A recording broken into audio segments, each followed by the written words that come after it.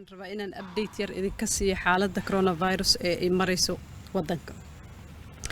Tiradii ugu dambeysay ee xalay la shaaciyay waxay ahayd in cudurka lagu arkay laga baaray lana xaqiijiyay 286 ruux. ilaa hadda waxaa ka buskooday ilaa iyo 6 qofood. waxaa dhintay allaha u naxariistay 14 qof oo shalay kaliya ay geeriyootay 6 qof. ilaahay ha u naxariisto, ilaahay jannada ha ka waraabiyo. saad u jeedaan cudurkii bulshada dhexdeeda waa ku sii fidaya. waxaan mar walba codsanaynaa, aan ku celcelinaynaa, aan bulshadeena weyn u sheegaynaa in taxadarka kor loo qaado. waxaa soo galaya bishii Ramadaan, ilaahay hadduu yiraaho way naga xigto maalin kaliya inaan marka ugu horeyso horta alla ka cabsiga iyo ducada aan badino, ilaahayna garab galo, ilaahay aan barino, ilaahay aan u dhawaano. marka xigta mar walba lagu taxadaro in sidii la isaga xakameyn la isaga ilaalin lahaa cudurka aan ka wada shaqeyno. waa mas'uuliyad saaran qof walba oo Soomaali ah, bani aadan ah. adduunka oo dhan wuxuu ugu fidayaa si aan caadi ahayn, aad u fudud. ilaahay ha noo dhib yareeyo. waxaan nahay dad nugul, dad badan oo xanuunsan ay ku jiraan, dad waayeello ay ku jiraan. soonkana qofka xoogaa uu daciifi karo maadaama uu waqti badan gaajoonayo waxna cabaynin. marka waxaan ku dhiirigelinaynaa bulshadeena mar walba in la badiyo taxadarka, inaanan meelaha buuqa la isugu imaanin, in gacmaha si fiican ooma loogu dhaqo iyo saabuun wixii markaas qofka uu haysto.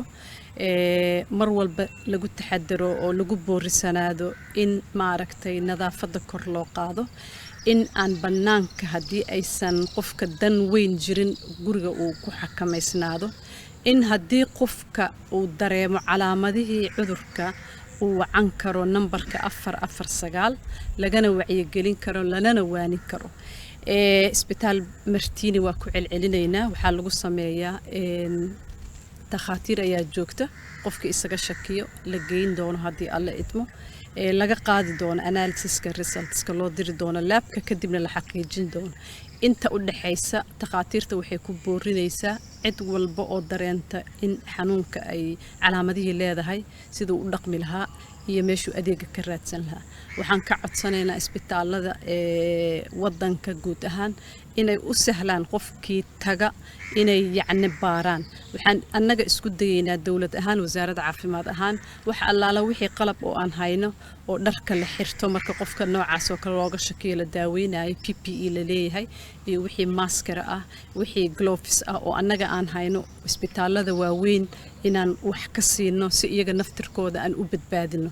sababtoo ah waa waajibna wada saaran qofka jiran in aan siino adeegii caafimaad uu soo dalbaday. qofka haddii looga shakiyana la soo waca meelaha nambarada la dhigay looga faa'iideeyo, qofkina markaas uu helo adeegii khaaska ah loogu talagalay ee ka hortagga cudurka. waajibna wada saaran waa. ilaahay hana kaalmeeyo, aan wada ducaysanno. waxaan ilaahay ka magan galaynaa dhibkiisa iyo aafadiisa. waa mahadsantiin. wasalaamu calaykum waraxmatullaahi wabarakaatu.